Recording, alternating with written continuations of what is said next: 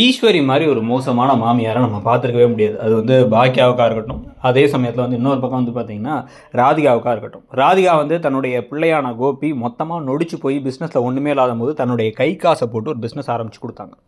So அந்த business ஆரம்பித்த போது பார்த்தியா என்ன இருந்தாலும் அவள் படித்தவ தான் அப்படின்னு சொல்லிட்டு பாக்கியா இருக்கும் போதே சொன்னாங்க. ரொம்ப பெருமையாக போயிட்டு ரொம்ப தேங்க்ஸ் ராதிகா அப்படின்னு பேசினாங்க. இப்போ வந்து ராதிகா தான் கொல்ல பார்க்குறா அப்படிங்கிறாங்க. ஆனால் கேஸ் போட்டது பாக்கியா.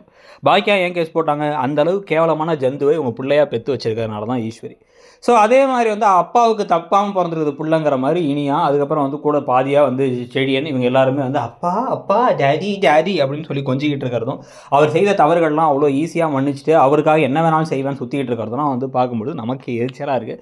இதுக்கு நடுவில் வந்து பாக்கியா அந்த வீட்டை சிக்கி தவிக்கிறாங்க. ஏன் அப்படின்னா வந்து அவங்களுக்கு போகிற போக்கிடம் இல்லை. இதை தான் நீ கரெக்டாக செல்வி சொல்கிறாங்க. நாளைக்கு கிளம்பி இன்னொரு வீட்டுக்கு போனாலும் இனியாவை வந்து நீ சரி பொம்பளை பிள்ளை தனியாக இருக்கிறா நீ கூட கூப்பிட்டு போகிறாங்க, அந்த வீட்டுக்கு கூட நானும் வரேன்னு ஈஸ்வரி வந்துருவாங்க. வந்தோடனே அப்புறம் என் பிள்ளைய கூட்டுறன்னு வந்துருவாங்கிறாங்க. இதுக்கு நடுவில் இப்போ கோபி என்ன பண்ணுறாரு? சத்தியம் பண்ணி தரார், இனிமேல் அவங்க கூட தான் இருப்பேன். அப்போ என்ன ஒன்று ராதிகா வேணா ராதிகா கிட்ட சொல்லணும். ராதிகாவுக்கு மெசேஜ் அனுப்புவாராமா, ராதிகாட்டையும் பேசுவாராமா. ஆனால் வந்து நம்மளாம் ஒன்றா இருக்கலாங்க வராமா, பாக்கியா கட்டி நம்மளாம் ஒரு குடும்பம் தானே, எழுதிலும் இங்கே வரலாங்களா அப்படின்னு சொல்லுவாராமா. இவர் என்ன பச்சை குழந்தைன்னு பார்த்தா 50 வயசு ஆகி போயிடுச்சு.